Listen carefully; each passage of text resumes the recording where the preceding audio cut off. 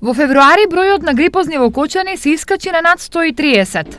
Ова е рекорден број на заболени регистрирани за многу кратко време, зашто на почетокот на месецот бројот на пациенти со дијагноза инфлуенца не беше поголем од 6.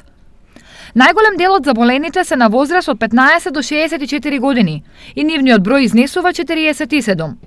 7 заболени се на возраст над 65 години, 4 се деца до 4 години и 5 заболени се на возраст од 5 до 14 години, информираат од Центарот за јавно здравје во Кочани.